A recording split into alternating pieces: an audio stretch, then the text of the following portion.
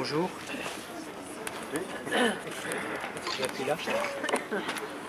Bonjour. Donc je parle au nom de BDS France. Alors nous sommes rassemblés devant ce tribunal pour soutenir notre camarade Richard, accusé d'avoir envoyé une lettre à des pharmaciens de Metz. Lettre... D'accord. Faut que tu embrasses le micro. Faut que j'embrasse le micro. Ok. Lettre qui leur apportait des informations sur la société israélienne Teva, multinationale qui propose des médicaments génériques dans un grand nombre de pays. Cette action du collectif BDS Messin s'inscrivait dans le cadre d'une campagne plus large, conduite en France et dans beaucoup d'autres pays. La campagne internationale BDS, que tout le monde connaît ici ou presque, boycott des investissements sanctions, campagne qui prend de l'ampleur année après année. Il n'est peut-être pas inutile de rappeler que la campagne BDS a été lancée en 2005, suite à l'appel de 170 organisations émanant de la société civile palestinienne. Elle rappelle tout à fait la campagne de boycott menée contre l'apartheid en Afrique du Sud dans les années 80. La campagne internationale BDS ne vise pas une population, mais elle a pour objectif de mettre un terme à l'impunité d'Israël en forçant cet État à respecter les droits des Palestiniens. La campagne BDS cherche au final à obliger nos propres gouvernements à prendre de légitimes sanctions pour imposer à Israël la seule issue pour cette région, l'application du droit international, le respect de plusieurs dizaines de résolutions, dont par exemple la dernière, 2334, votée le 23 décembre dernier par le Conseil de sécurité. Alors pourquoi le boycott des produits Teva? Existe-t-il une relation entre cette entreprise israélienne et la politique d'apartheid conduite par Israël à l'encontre du peuple palestinien? Teva est la plus grande entreprise pharmaceutique israélienne et le leader mondial en matière de médicaments génériques. Teva vend 80% de ses produits à l'exportation, ce qui représente 10% des exportations industrielles d'Israël. Sa contribution au budget de l'État israélien est donc importante. La multinationale Teva est largement présentée dans les publicités sur les médias en France et dans la propagande des organisations sionistes. La réussite de l'entreprise Teva est ainsi largement utilisée pour promouvoir une image positive d'Israël. Une entreprise comme Teva est un parfait outil de propagande. Médicaments de qualité, succès d'une entreprise israélienne sur la scène mondiale. Une très belle image qui fait oublier que cette entreprise est développée dans un pays qui en agresse un autre.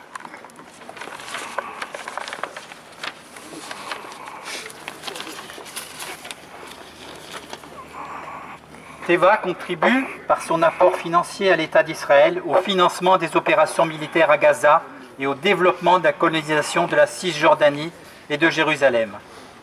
Israël impose de fait les médicaments Teva au marché captif palestinien avec des notices d'emploi non rédigées le plus souvent en arabe. Par ailleurs, le développement de la production pharmaceutique palestinienne est pratiquement impossible et l'accès aux soins des Palestiniens est largement perturbé au quotidien. Entrave à la circulation, du fait des checkpoints, difficulté d'accès aux hôpitaux, prix de vente élevé des médicaments Teva, impossibilité d'importer des médicaments d'autres pays. Enfin, Teva a enrôlé des centaines de pharmaciens français pour alimenter Pharmadome, une caisse d'aide à Israël bénéficiant du statut fiscal des fondations en France. Alors il est clair pour nous, militants de BDS France, que l'implication de Teva dans l'oppression économique et sanitaire des Palestiniens justifie la campagne de boycott par les consommateurs. Cette campagne s'inscrit pleinement dans les objectifs de BDS France et de la campagne internationale. La campagne BDS est un mouvement citoyen et non violent qui combat tous les racismes, y compris l'antisémitisme.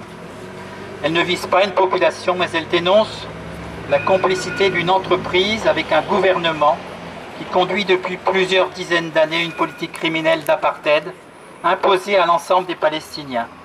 Ceux de Cisjordanie, qui vivent dans les territoires occupés, ceux de Gaza qui vivent sous blocus, les Palestiniens israéliens qui sont discriminés, et enfin les millions de réfugiés qui sont interdits de retour dans le pays d'où ils ont été chassés. La bataille du boycott gagne du terrain. Des victoires peuvent être clairement attribuées en 2016 aux actions conduites par les collectifs BDS en France et dans beaucoup d'autres pays. Je vous propose de passer en revue les principales victoires obtenues par la campagne BDS en 2016.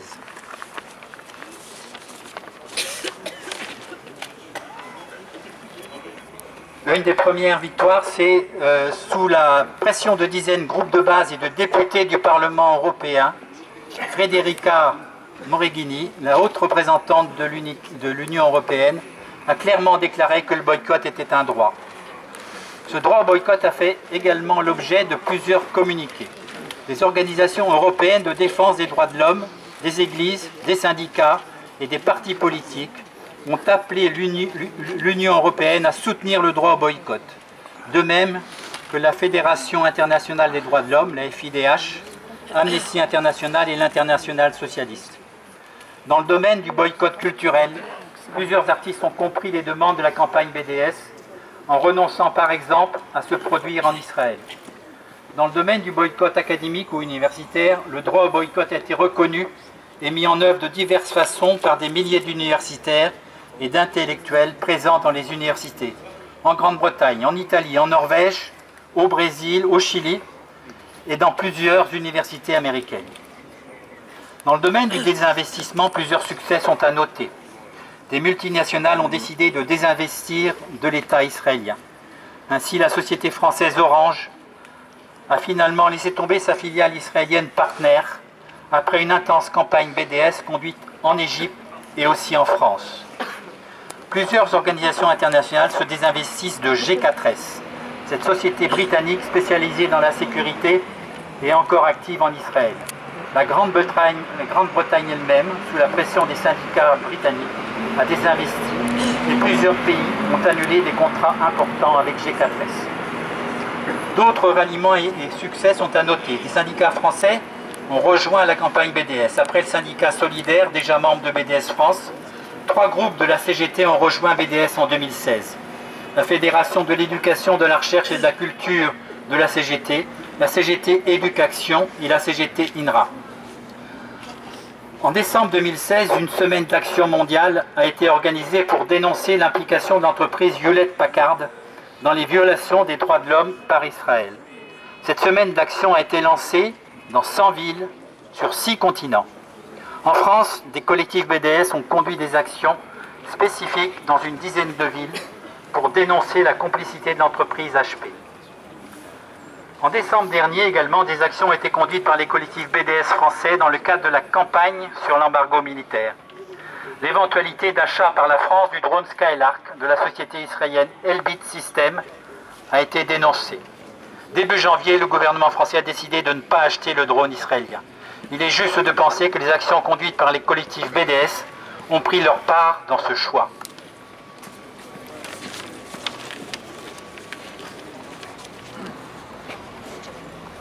Enfin, beaucoup de collectivités se sont déclarées en faveur du boycott des biens et des services des colonies israéliennes, en Norvège, en Irlande, en Uruguay, au Maroc et bien sûr en France.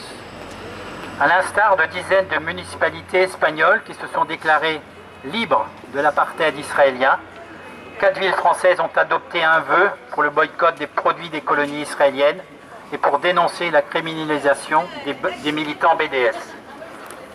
Bondy et Ivry-sur-Seine en région parisienne, mais aussi Clermont-Ferrand et Saint-Pierre-des-Corps. Des vœux analogues sont attendus en 2017.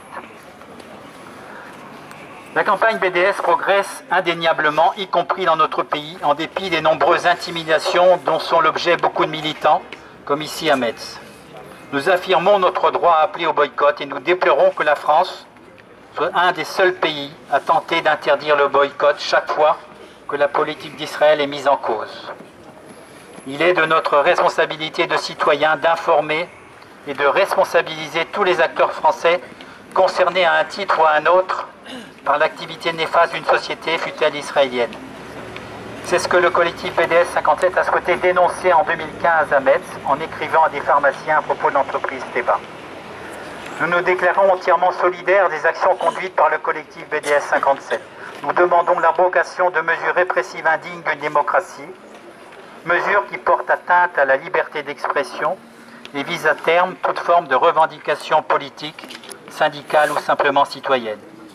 Nous demandons le retrait des circulaires Alliot-Marie et Mercier prise en 2010 et 2012, texte qui invite tous les procureurs de la République à engager des poursuites pénales contre toute personne qui appelle les consommateurs à ne pas acheter de produits israéliens. Ces circulaires ne sont toujours pas abrogées. De nombreuses plaintes ont été déposées envers des militants BDS, mais pour une bonne part, les procureurs n'ont pas donné suite.